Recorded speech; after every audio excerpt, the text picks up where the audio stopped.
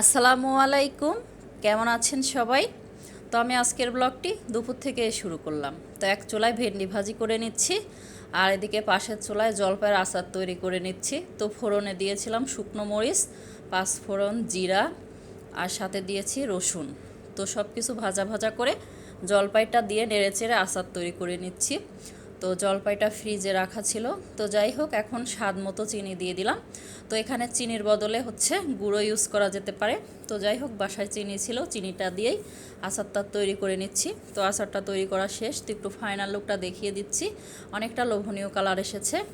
তো আচারটা নামিয়ে রেখে এখন সব ধরনের মশলা দিয়ে গরুর মাংস রান্না করে নিচ্ছি।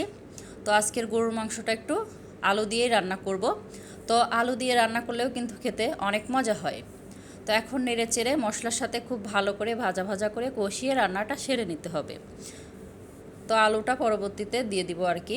মাংসটা যখন সুন্দরভাবে কষানো হয়ে যাবে ভাজা ভাজা করে, পরে আলুটা দিব। তো ভিডিওর এই পর্যায়ে এসে এখন পর্যন্ত যারা ভিডিওটি দেখছেন অথচ একটা লাইক দিতে ভুলে গিয়েছেন, প্লিজ একটা লাইক দিতে ভুলবেন না।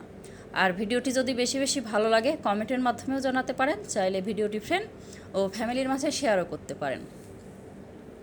তো আপনাদের সাথে কথা বলতে বলতে এদিকে গরুর মাংসটা অনেকটা সময় নিয়ে কষিয়ে নিয়েছি। তো দেখে বুঝে নেবেন, উপর দিয়ে তেল চলে এসেছে, অনেক সুন্দর করে ভাজা ভাজা করে কষিয়ে নিয়েছি। এখন দিয়ে দিচ্ছি কেটে ধুয়ে পরিষ্কার করে রাখা আলু। তো আলুগুলো একটু বড় বড় করেই কেটে নিয়েছি। তো এখন আলুটা দিয়েও খুব ভালো করে মশলা সহ গরুর মাংস দিয়ে ভালো করে কষিয়ে নিতে হবে। তো যত ভালো করে কষানো হয় খাবারগুলো খেতে ততটাই মজা হয়। তো এখন দিয়ে দিলাম পরিমাণ মতো ঝোলের পানি। তো যতটুকু পানি দিলে আলু মাংস সিদ্ধ হবে, ওই পরিমাণে পানি দিয়ে এখন চুলায় বসিয়ে রেখে দিচ্ছি। আর এদিকে পোলাও চাউল ধুয়ে এখানে ভেজে নিচ্ছি, ভেজে পোলাও চাউলটা রান্না করব আর কি। তো এখানে সাদা পোলাও রান্না করব।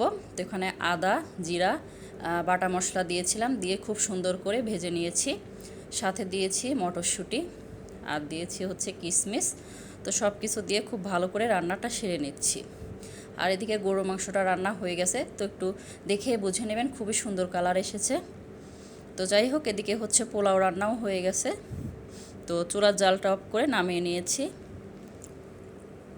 তো দুপুরে রান্না বান্না করেছিলাম সাদা পোলাও, আলু দিয়ে গরুর মাংস, সাথে ভেন্ডি ভাজি, জলপাইয়ের আচার তৈরি করে নিয়েছিলাম, আর শসা আর টমেটো দিয়ে একটা সালাদ করে নিয়েছিলাম। তো ভিডিওটি প্রথম থেকে শেষ পর্যন্ত দেখার জন্য সবাইকে ধন্যবাদ।